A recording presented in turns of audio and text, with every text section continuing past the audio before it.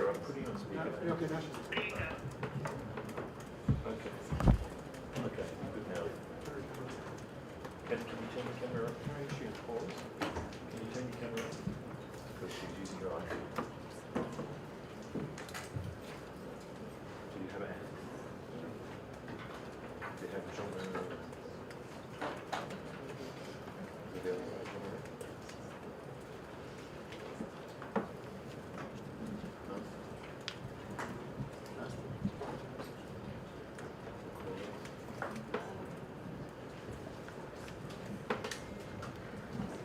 You can start. You can say that. Yeah, you can start.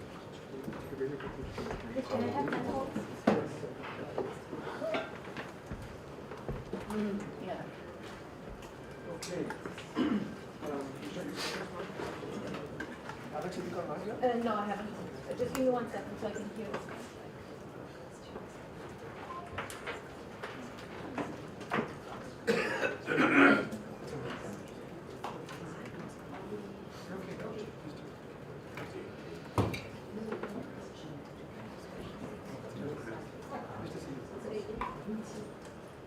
Chris, I'm ready anytime.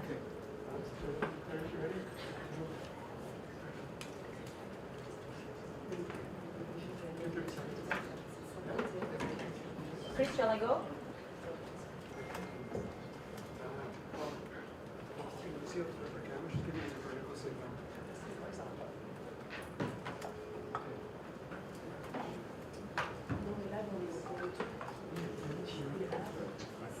Yeah.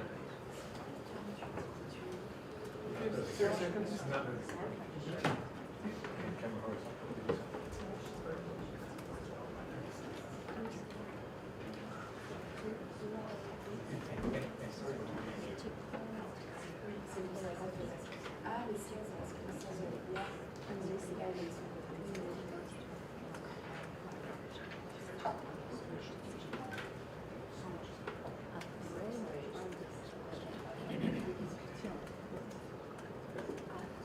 Horizontally.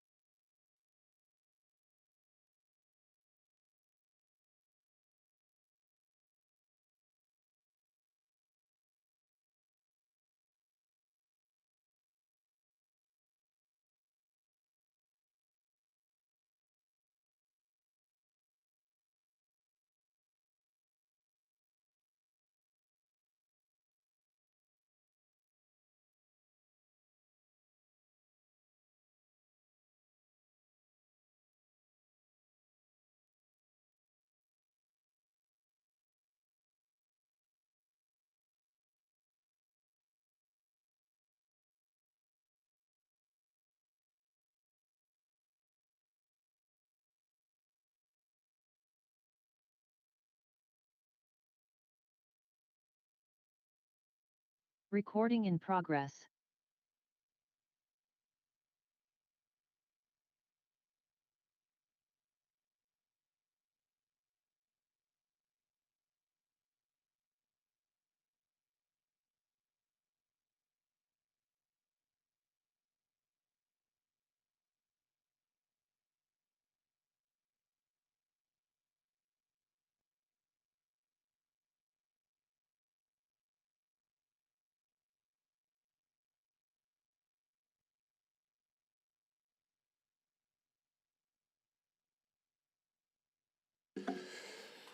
Hello to everyone from WHO headquarters here in Geneva. My name is Tariq, and I welcome you for our press conference on the outcomes of emergency committee meeting regarding the epidemic of Ebola Bundibugyo virus disease in Democratic Republic of the Congo and Uganda. Very warm welcome to everyone online, but also to journalists who are here in our press room with us, both journalists who are accredited journalists at the UN in Geneva, but also journalists who came specifically for the ongoing World Health Assembly that is taking place this week here in Geneva, both in the UN and WHO building. I will introduce our speakers, and then we will open the floor to questions. We will be taking questions from the room first, and then also we'll take a few questions from journalists online. With us, we have, as always, Dr. Tedros, WHO Director General. We also have Dr. Mohamed Yacoub Janabi, who is our Regional Director for Africa. Dr. Chikwe Iyekweazu is Executive Director of Health Emergencies Program for WHO. Dr. Marie-Rosaline Belizer is Regional Emergency Director and Incident Manager for this outbreak in our regional office for Africa. With us is also Dr. Abdirahman Mahmoud, Director for Health Emergency Alert and Response Operations. Anaïs Legon is a Technical Officer for High Threat Pathogens at the Health Emergency Program here in Geneva. We also have with us in the room Steve Solomon, our Principal Legal Officer, and Dr. Vasi Morty, who is lead at interim of Research and Development Blueprint. Online, we should have Professor Lucille Bloomberg, who is the chair of WHO IHR Emergency Committee on Ebola Bundibugyo virus disease outbreak. We also have Dr. Jean-Marie Okwobello, who is a vice-chair of the WHO IHR Emergency Committee. We should also have our representative in the Democratic Republic of the Congo, Dr. Anne Ansia, and she should be also able to join and give us update from the field. With this, and we should also, let me not forget, we should have online Roberta Andreghetti, who is focal point for emergency health, for the Emergency Committee and International Health Regulations. With this, I'll give the floor to Dr. Tedros for his opening remarks. Thank you, Tariq. Thank you to our ACANU colleagues for joining us today in person, and to other members of the press online. Good morning, and hello to everybody, and thank you for joining us. Early on Sunday, I declared a public health emergency of international concern over an epidemic of Ebola disease in the Democratic Republic of the Congo and Uganda. This is the first time a Director General has declared a FIC before convening an emergency committee. I took this step in accordance with Article 12 of the International Health Regulations after consulting the Ministers of Health of DRC and Uganda, and in view of the need for urgent action. I determined that the situation was not a pandemic emergency, which is the new and highest classification under the amended International Health Regulations. After declaring the FIC, I immediately convened an emergency committee under the IHR, which met yesterday and agreed that the situation is a public health emergency of international concern, but is not a pandemic emergency. WHO assesses the risk of the epidemic as the high at the national and regional levels and low at the global level. So far, 51 cases have been confirmed in the DRC, in the northern provinces of Ituri and North Kivu, including in the cities of Bunia and Goma, although we know the scale of the epidemic in DRC is much larger. Uganda has also informed WHO of 2 confirmed cases in the capital, Kampala, including 1 death among 2 individuals who traveled from DRC to Uganda. An American national who was working in DRC has also been confirmed positive and been transferred to Germany. There are several factors that warrant serious concern about the potential for further spread and further deaths. First, beyond the confirmed cases, there are almost 600 suspected cases and 139 suspected deaths. We expect those numbers to keep increasing, given the amount of time the virus was circulating before the outbreak was detected. Second, the epidemic has expanded with cases reported in several urban areas. Third, deaths have been reported among health workers, indicating healthcare-associated transmission. Fourth, there is significant population movement in the area. The province of Ituri is highly insecure. Conflict has intensified since late 2025, and fighting has escalated significantly over the past 2 months, with over 100,000 people newly displaced. The area is also a mining zone, with high levels of population movement that increase the risk of further spread. And fifth, this epidemic is caused by Bundibugyo virus, a species of Ebola virus for which there are no approved vaccines or therapeutics. In light of all these risks, I decided it was urgent to act immediately to prevent more deaths and mobilize an effective and international response. I would like to thank the government of DRC, the National Institute of Biomedical Research, the National Institute of Public Health, and the local health authorities in the affected areas for their leadership and cooperation. I also thank the government of Uganda for postponing the annual Martyrs' Day celebrations, which can attract up to 2 million people because of the risk posed by the epidemic. My thanks especially to His Excellency President Museveni for taking this action. WHO has a team on the ground supporting national authorities to respond. We have deployed people, supplies, equipment, and funds.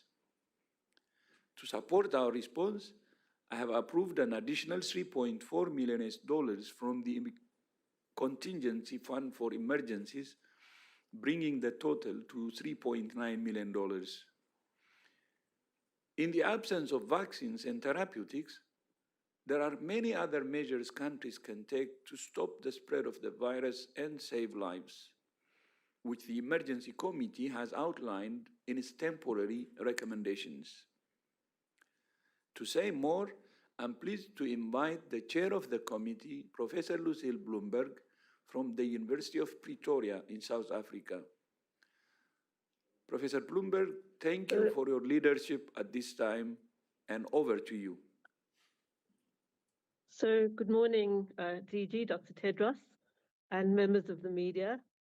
The first meeting under the International Health Regulations of the Ebola Emergency Committee took place last night, and I would like to thank the members and advisors on this committee, the Vice Chair and the Rapporteur, for convening at such short notice and sharing their expertise and experience in responding to this meeting and the call to respond to this outbreak.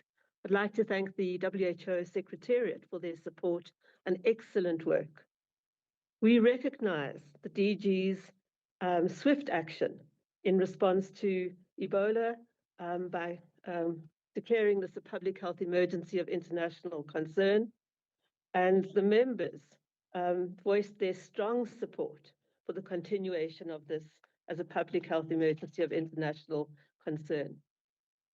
The committee was informed by input from the 2 countries' currently experiencing Ebola outbreaks, the Democratic Republic of the Congo and the Uganda, as well as the WHO Secretariat. We acknowledge the country's honesty and transparency and recognize the many activities in response to this outbreak. I would particularly like to applaud the excellent work of the research institutes in both the DRC and Uganda in rapidly identifying the strain as Bundibugyo through genetic sequencing. Our deliberations around recommendations were considered in the context of the many challenges of this outbreak, the scale of the outbreak, the less common Bundibugyo strain, for which there are no available specific drugs and vaccines, and diagnostics required are different to those that have been used in previous outbreaks of Ebola. The context of the outbreak in the Eastern DRC and the humanitarian crisis needs and security challenges, highly mobile population, close proximity to many borders, the need to protect healthcare workers, and the need to continue important other programs for diseases such as TB, malaria, maternal and child health are highly considered. The WHO and partners, and like to recognize Africa's CDC, have mobilized in support of existing rapid responses by the DRC and Uganda, together with many partners.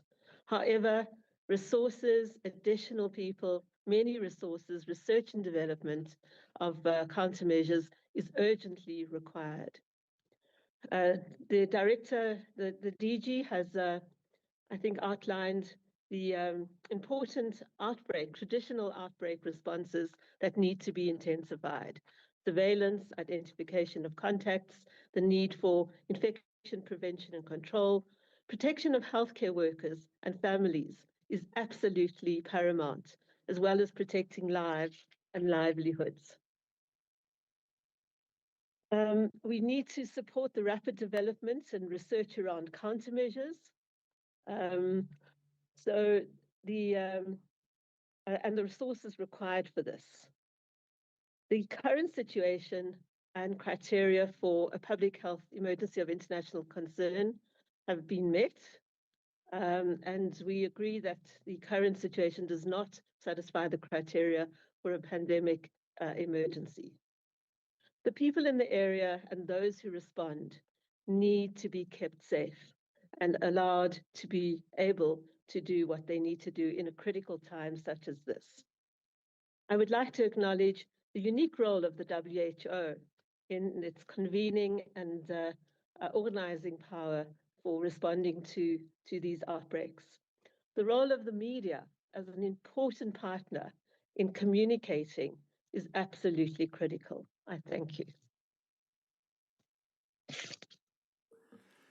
Thank you so much, Dr. Bloomberg and Tariq. Back to you. Thank you very much, Dr. Tedros and Professor Bloomberg for these initial words. We will now open the floor to questions, but just maybe to signal to everyone that unfortunately Dr. Anansia, who is our representative in Democratic Republic of the Congo, is not able to join us. So there are lots of hands already on the Zoom, but we will start with 3 questions from the room, and let's start with Catherine Fiancan. Thank you so much, Tariq, and thank you to Dr. Tedros and his team for organizing this press conference on Ebola. My question is related to vaccines and drugs that could fight this form of Ebola. We've heard yesterday that the representative of WHO in Bunia spoke about 2 months in order to find, identify a vaccine, and they spoke also about trials. So could you please elaborate on that and give us more details? Thank you so much. Thank you very much, Catherine. If it's just possible, just introduce yourself once you ask questions, so everyone knows. Catherine Fiancan, Bokonga, France 24. Thank you very much, Catherine. I think we can start with the Dr. Morty, who is a lead, acting lead for the research and development blueprint. Thank you for the question. So the R&D blueprint is fully activated to accelerate research and development for medical countermeasures in this context. We've been ongoing for many, many years through previous outbreaks.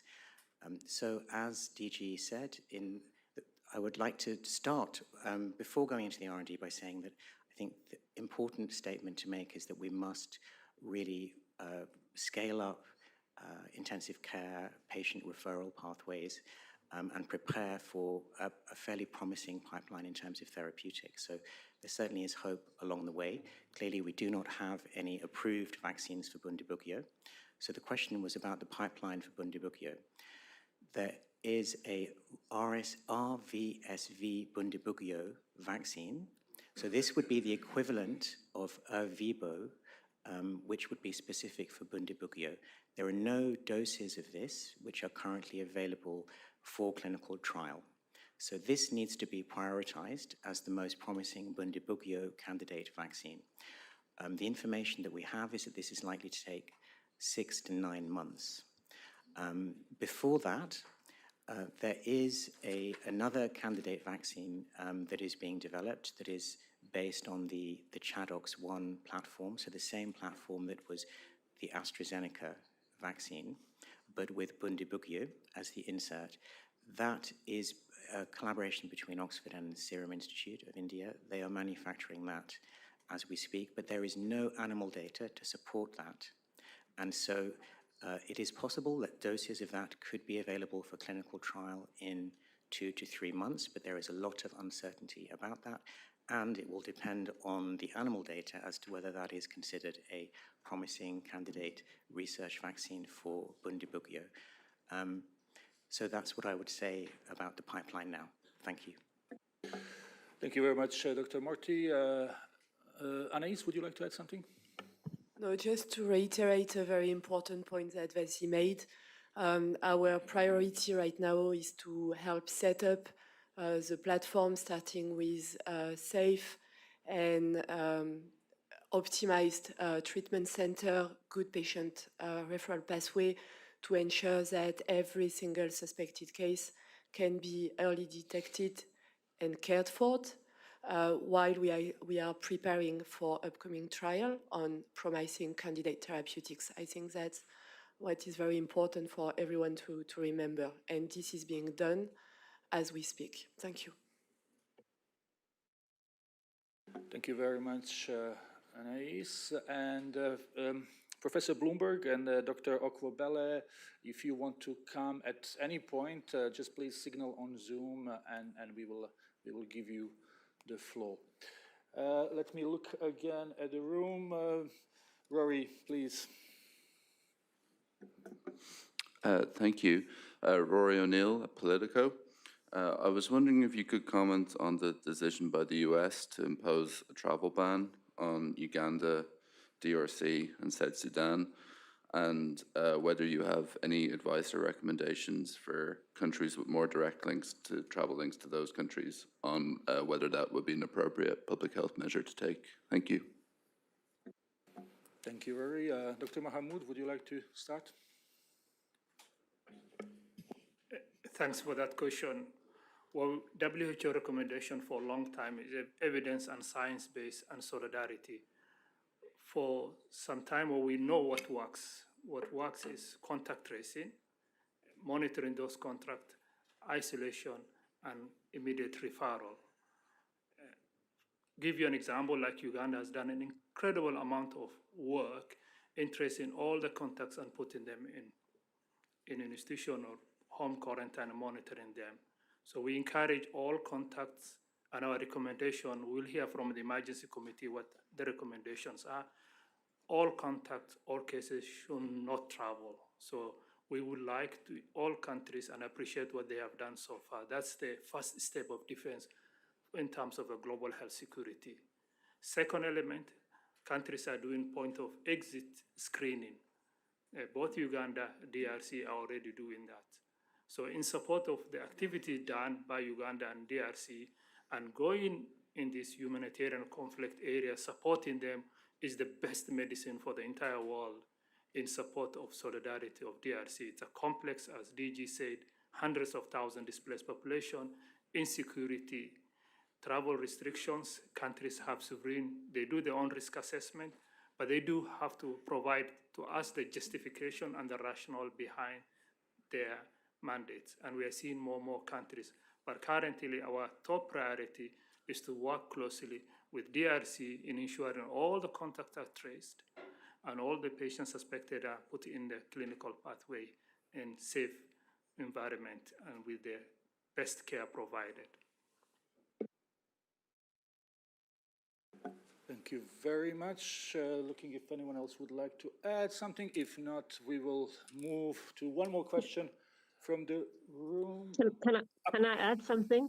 I think it's important to remember and recognize how Ebola is transmitted.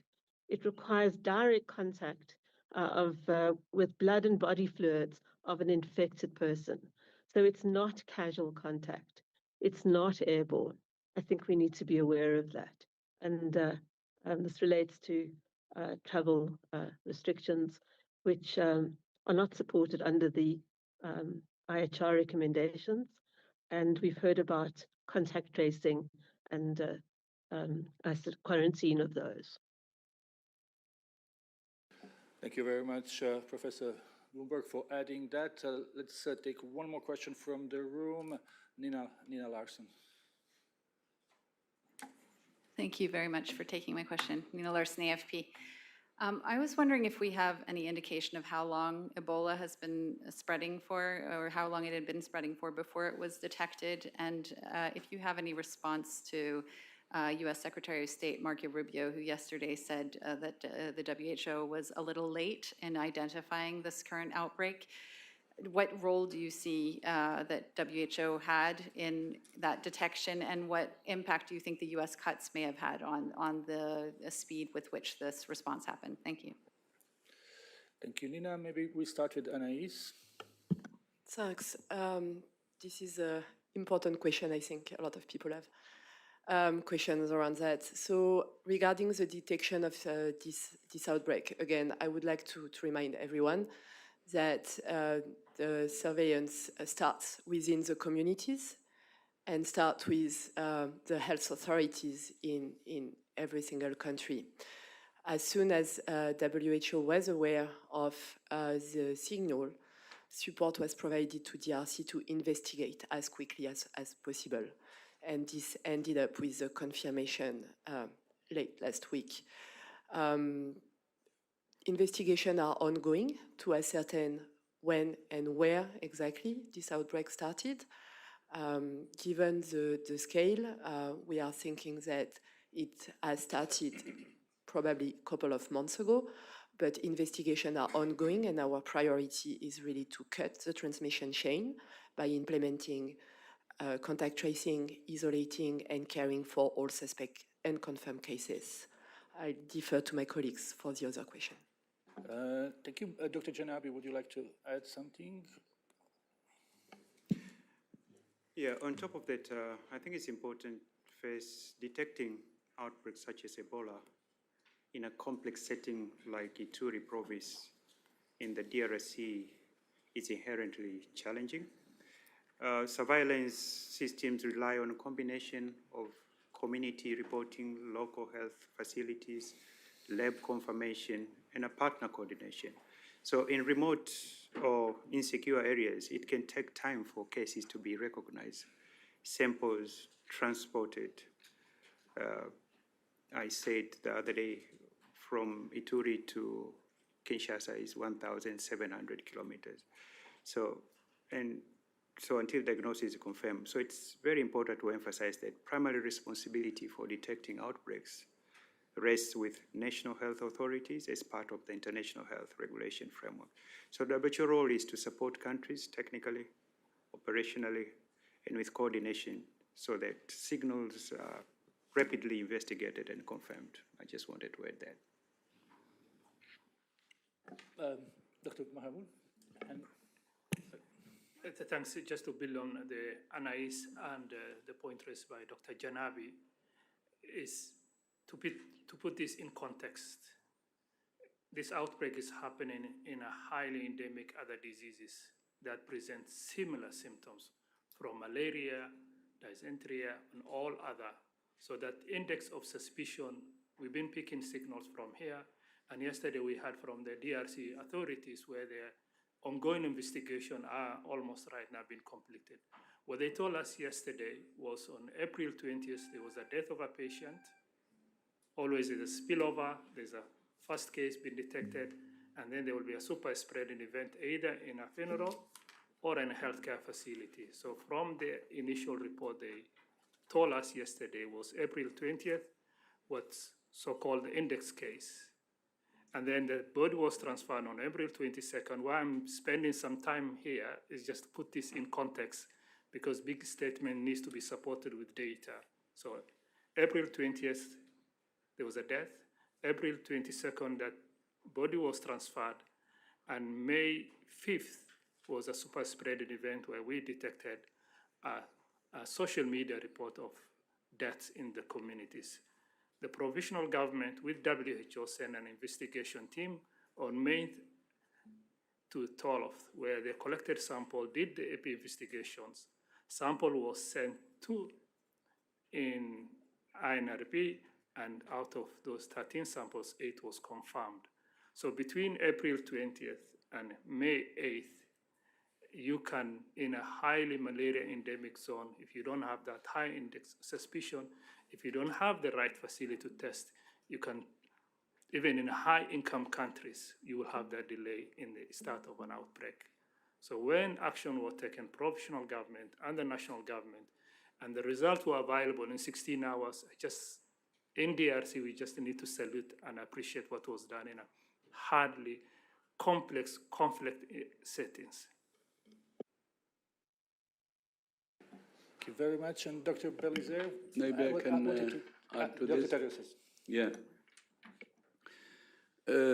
So this is very important, maybe on what the Secretary said.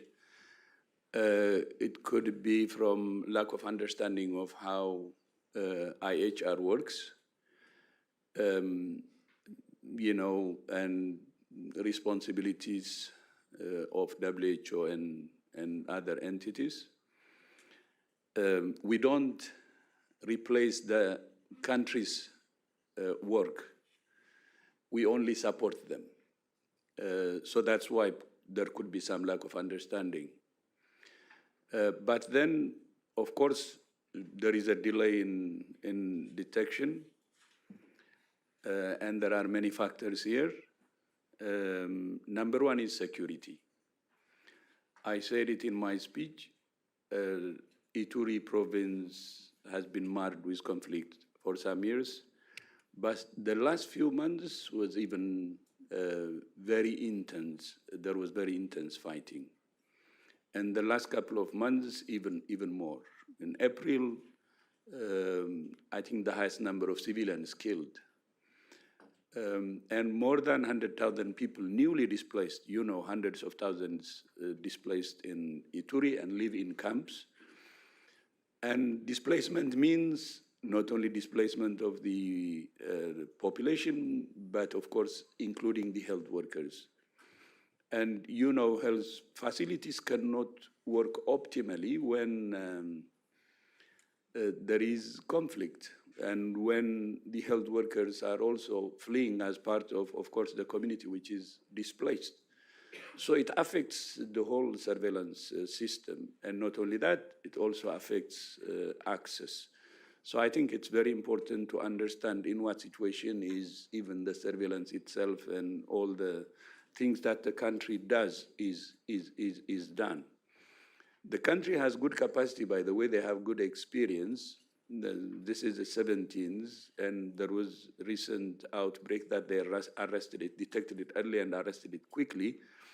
But this is more complex. So that I think that's what we should understand, the Secretary or others. And then the second issue is, especially with regard to rapid field test, there was a problem linked to the traditional test we use. As you know, the traditional test is optimized with Zaire, and the same sample was taken and tested, but since the test kit is optimized with Zaire, it could not be detected.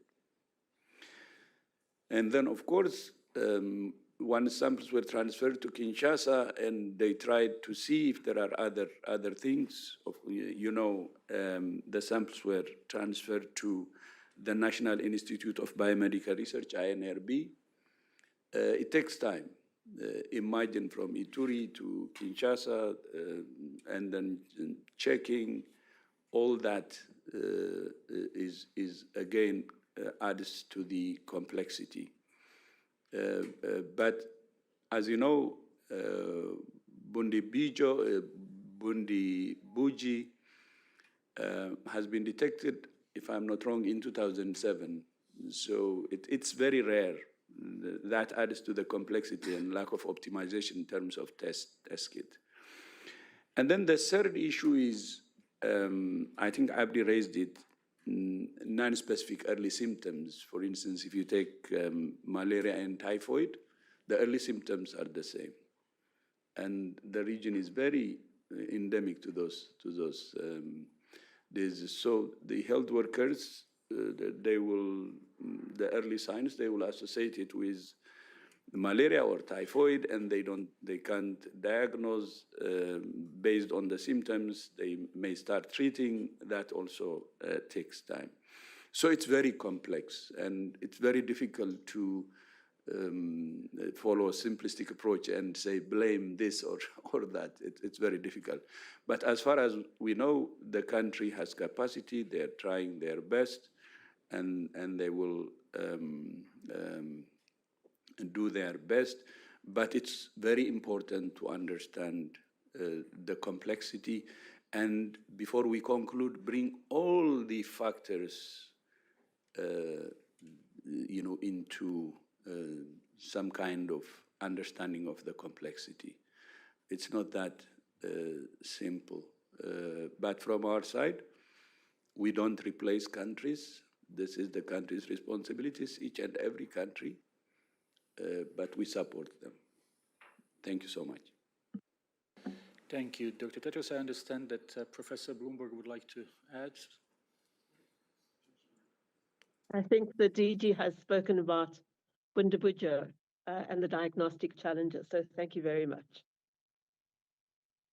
Thank you.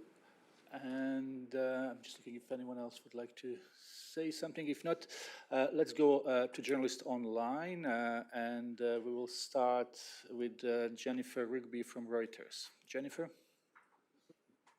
Hello, yes, thank you for taking the question and for laying out the challenges in detection. I appreciate that. But I just wanted to check again if there's any guidance on whether any of the funding cuts from wealthy donor countries to DRC or to WHO have contributed at all to the delay in detection or the availability of tests for this rare strain, or are hampering the response now. Thanks. I think it's a brief answer again, the way I answered earlier. We don't need to jump into conclusions before we understand the whole complexity. So it would be very difficult to associate it with funding alone. So I would be happy to look at this properly and understand what were the pitfalls, and of course learn from this and improve for the future. Thank you. Thank you, Dr. Tedros. Let's take two more questions from online, and then we will go back to the room. We have Janice Q from Bloomberg. Janice?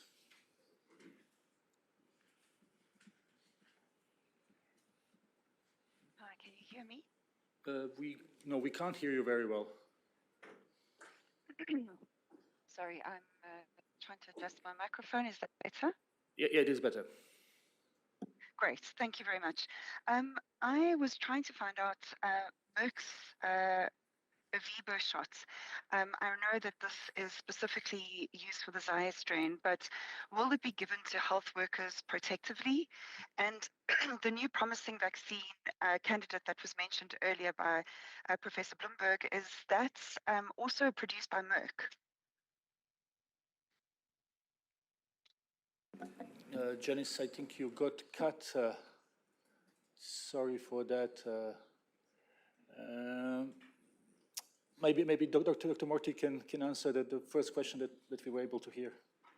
Yes, so with respect to Merck's Vibo, which is the licensed Ebola Zaire virus vaccine, that is a vaccine for Ebola Zaire disease. It is not a vaccine for Bundibugyo. There is, as part of the R&D blueprint determination, we have our usual processes which have been activated and are underway. So we have a vaccines R&D technical advisory group. We have a therapeutics R&D technical advisory group. So these review any potential for research evaluation in outbreak context. Those determinations are underway. And sorry, I'm not sure about the other vaccine. I didn't actually hear any other vaccine that was being talked about, but happy to take more questions.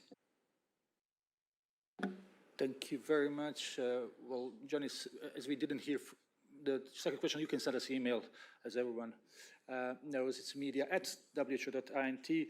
Let's take one more question from line, and if we can have Kai Kupferschmidt from Science, who is with us. Kai? Yes, hey Tariq, thank you so much. Just a really short, easy thing probably, but in terms of getting confirmed case numbers, are you planning to have sit reps up or anything like that? It's been difficult to get a good understanding of how the confirmed cases are kind of accruing and where to check. Thanks. So yeah, we are supporting, and when I say we, it's our colleagues in the field working very closely with national authorities to get this the picture a bit clearer, as you mentioned. And our first priority is obviously to help the DRC and the Institut National de Recherche Biomédicale to scale up their diagnostic capacities in the field so that it helps improving the management of suspected cases, identifying who is a confirmed case, who is not, and refers them to adequate treatment. So this is all working in process, and we hope to streamline information in support of our colleagues in DRC to get you a clearer picture, but also for everyone to understand the chain of transmission and being able to stop them, to stop this outbreak. Thank you. Marie-Rosaline? Okay. Thank you so much. Just to build on what my colleague Anaïs already said, effectively, we are working side by side with the government of DRC, but first we're also working to have the trust of the community. One thing we shouldn't forget in that outbreak is that this community are already being affected by a species of another Ebola. So now this community think that they are protected from Ebola. And there's a new species from which they are not protected. It's very important that the trust and the community should be there. So the team is already in the field in Bunia, in Butembo, in Katwa, in Goma. In Goma, we have a team that has never left Goma, doing all the insecurity that has been there. So we are in the field, we are doing the job together with the Minister of Health and supporting of that community.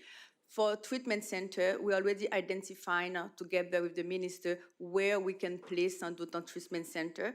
And you know, in WHO, what we really recommend to country is to have the response closer to the community in order to avoid resistance at a community level. So the treatment center are being places in where the outbreak is ongoing. So far, we have more than 13 health zones that has been affected in 2 provinces. So the outbreak is really spreading. It is a serious outbreak, but it is not this is something that we can control together. So other things also that we are really doing is working together in joint coordination with Africa CDC in order to put all the resources together and to avoid duplication in the field. Thank you. Thank you very much, Dr. Belizaire. Well, we have time for a couple of more questions, and let's see here back in the room, Stefan. And if we can really have one question per journalist, so we take a few more before we close. Thank you very much, Stéphane Bussa from Le Temps newspaper. I have a question for Professor Bloomberg. You talked about your conversation yesterday within the emergency committee. Could you specify again the recommendations that the committee has made yesterday? Thank you. Yes, thank you very much for the question. So our task was to decide whether this event constitutes a public health emergency of international concern. You heard from the DG that he had already declared this before the meeting. So we confirmed that we agreed with his decision and that this should continue. It satisfies all the criteria. We heard from the countries and about their actions and heard about many of the challenges. And our role is to provide additional or supported temporary recommendations to member states. That's around many of the things we've already discussed today, the need for R&D, the need to scale up surveillance, quarantine, and identification of contacts, safe burials. I think it's the usual outbreak response to Ebola, and we will be finalizing our recommendations to member states in the next day or so. But I think our prime aim was to support the decision and decide whether this is a public health emergency of international concern, and to consider where there's a pandemic emergency, but the former was agreed to. So I hope I've answered your question. Thank you very much, Professor. Let's go to NPR. We have Jonathan Lambert online. Jonathan? Hello, thanks for taking my question. It's about testing capacity. My understanding is that a shortage of lab test supplies and reagents was at least in part responsible for delays in confirming that this was Ebola.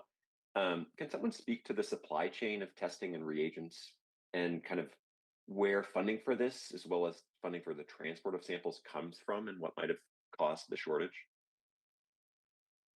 Thank you, Jonathan. Anaïs? Yes, thank you. I will try to be as little technical as I can.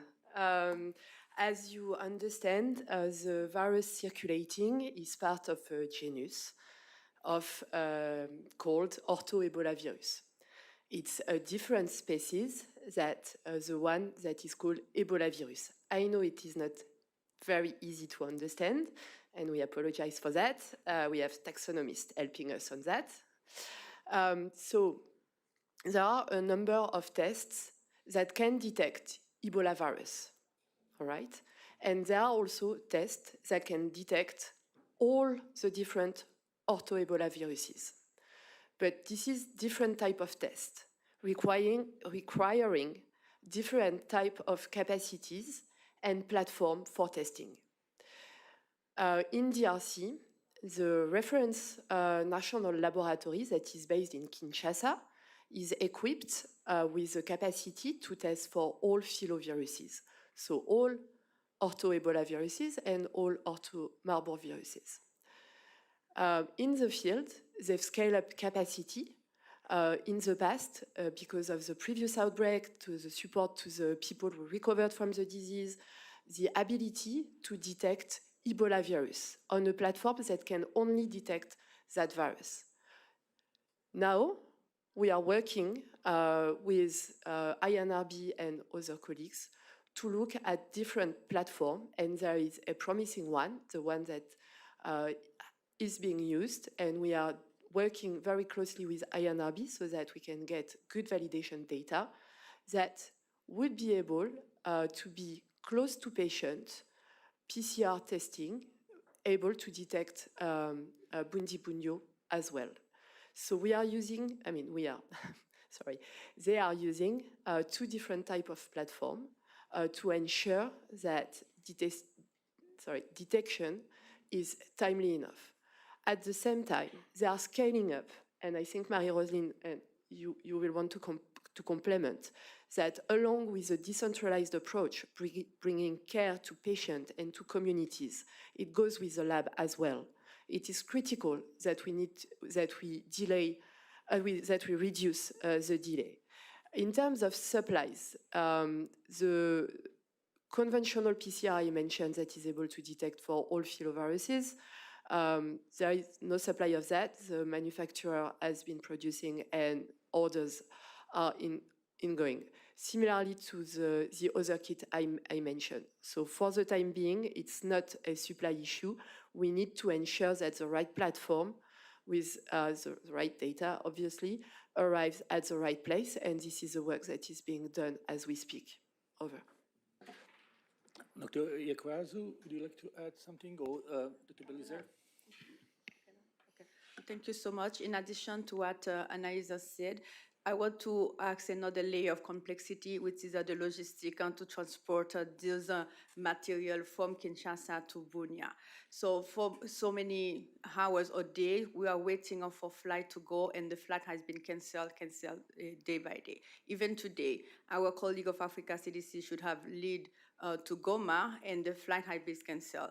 I'm leaving today in order to join the team in the field tomorrow so we can go there together. So it is to say that this outbreak is happening in a very complex situation. Not only we have the insecurity, the trust with the community, we have also the logistic that is very important because we don't have other mean that to reach a Bunia that we live by airlift. So it's really important also that we share those kind of complexity. So regarding the supply, I think Gigi mentioned that funding has been released as quick as 24 hours after the outbreak has been declared.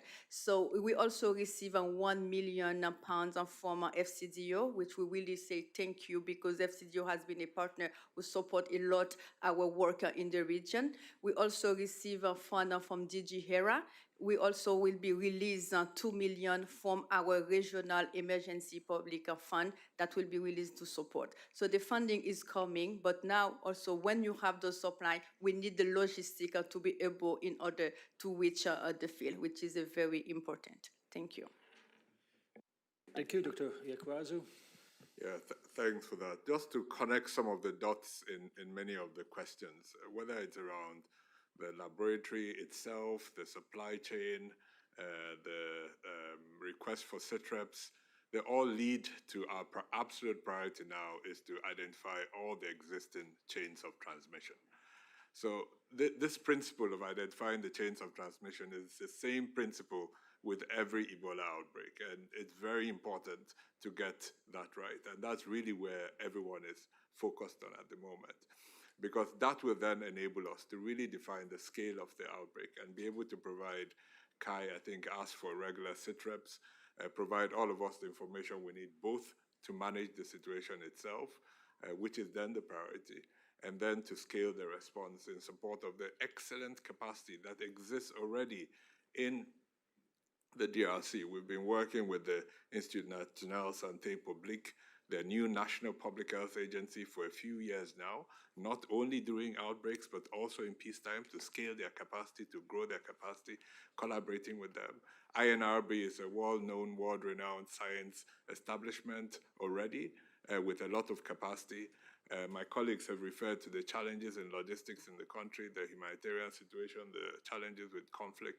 But between all of that, this is what we need to do. Now, the final point on this, on identifying chains of transmission, is the biggest lesson we've learned through all our Ebola responses is that we can't do this without prioritizing the community.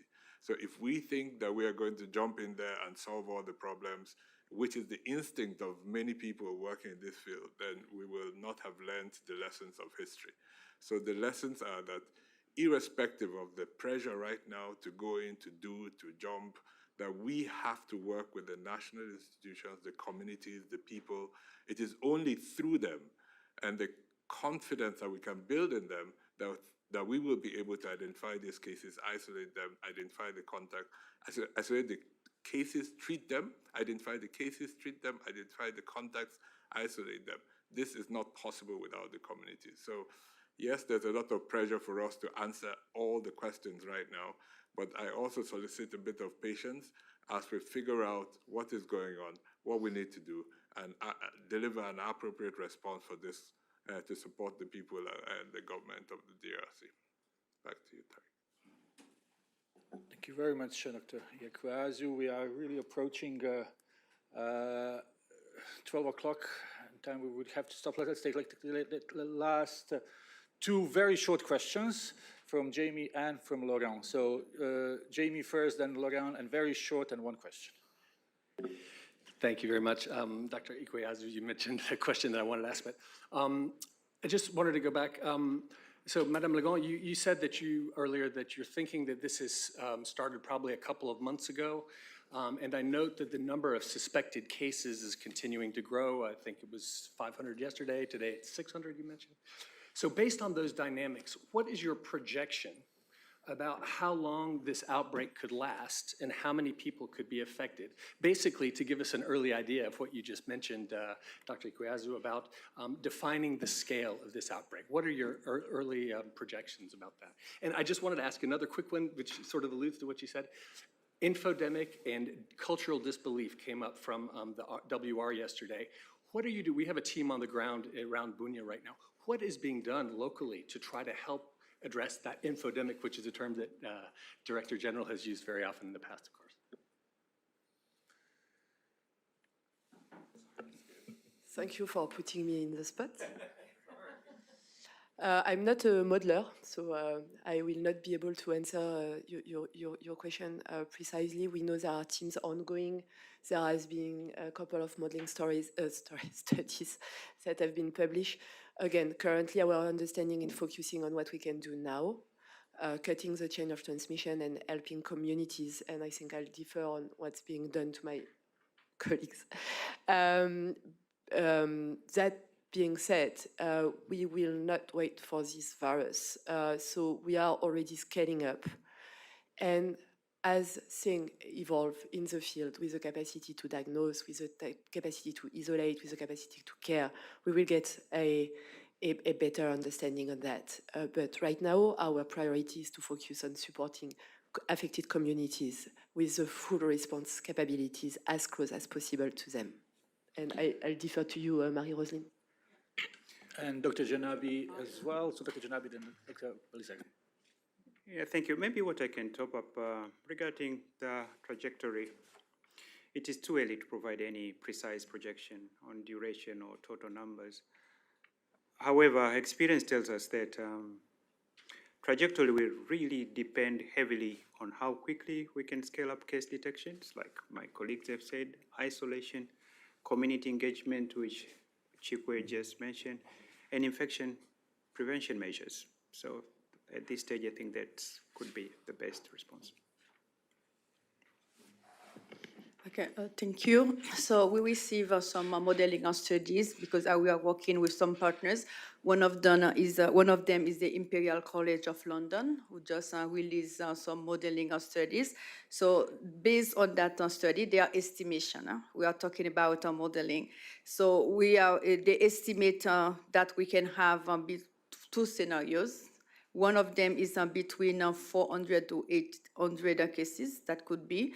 And also one of them the worst scenario could be 1,000 cases. So they use the method of geographic spread. That is one of them. And the second method they use is the back calculation from death. So far, as a number of deaths, how many cases they can produce in the community. However, as my colleague said, they are estimation, and the reason why we are going in the field with my colleagues, epidemiologists, and also clinical care from HQ, in order to have a preliminary assessment that can give us an idea on what are we really talking about, what is the extent, and what could be really the starting date of that outbreak, so that can give us an idea on how we set up this response. But we already agreed that the response, we will scale it up. We will not wait to scale. We will really starting a very scale up our response. And after 2 months, if the situation is under control and there is a need to scale down, so we can scale down. So that means we are using the no regret policy and no harm policy of the emergency response program in WHO to scale up that response as big as possible. Yeah, thank you. Thank you. And then let's have a last question. Laurent, please. Yeah, thank you, Laurent Siro, Swiss News Agency. DG, you mentioned the volatile security situation in the eastern part of the country. Do you call the M23 to reopen formally the Goma airport in order for supplies to get faster? And linked to that, do you plan the deployment of international rapid response team and the IHL, or on top of the WHO team that you have already on the ground? Thank you. Thank you, Laurent. I'm just looking who would like to.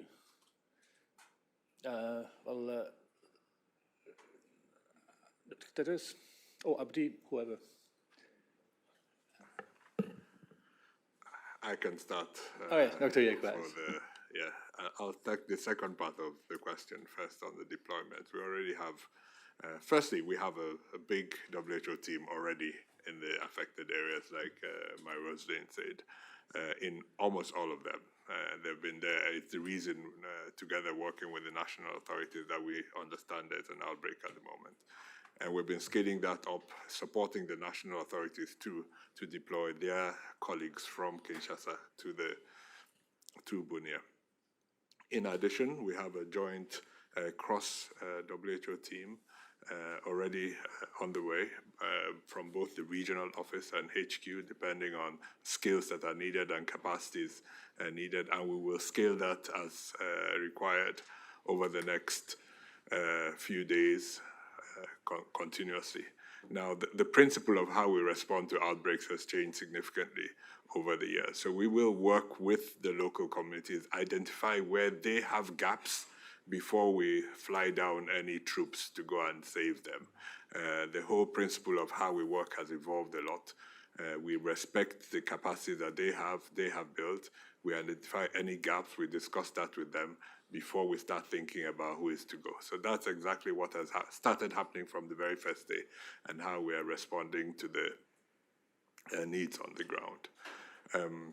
I'll let the DG respond to the opportunities to maybe discuss the airport and general access to the Eastern DRC. Yeah. As you know, the epicenter is Ituri, and of course, that's where the center is now. And colleagues have already traveled to Ituri, so there is no access issue. Based on how the disease spreads, if there is any access problem, then we will address it. But now we're focused in Ituri, since that's the epicenter. Bunia Airport, yeah. Just to add on the point about the international surge, I just want to recognize all the health clusters and the mission hospitals who have been providing cares. Yaoundé Medical Hospital, where we had our American doctors providing, was attacked in 2002, destroyed. This team were there, came back, stayed there. The history of Ebola has always been defined by mission hospitals because the love and the compassion they have. From 1976, it was Yambuku, and now the mission hospital there. Just I want to recognize that the healthcare depends, a lot of health clusters have been providing health service before Ebola, and they will continue to stay, and recognize all the faith-based who've been working in remote, difficult areas, providing care and health services to neglected and marginalized population. And Dr. Belizer, you would like to add final word? Just a last word to say that our team has never left Goma. We always have a team in Goma, and we always continue to provide our support to the population. And this is what we will continue doing, this outbreak in Goma. So we never left Goma doing all the insecurity happening. So we will continue staying to provide the security to the community we serve. Thank you. Thank you, Dr. Belizar, and thanks to all our speakers. This will bring our press conference to an end. We apologize to journalists who had their hands up online, also some journalists here who may have had more questions, but don't hesitate to contact us on media@who.int if we can assist you in any possible way. We will be sending the audio and video file of this briefing shortly to our media list. I give the floor to Dr. Tedros for his closing remarks. Thank you to all members of the press, especially Akanu, for joining us today, and see you next time. Thank you.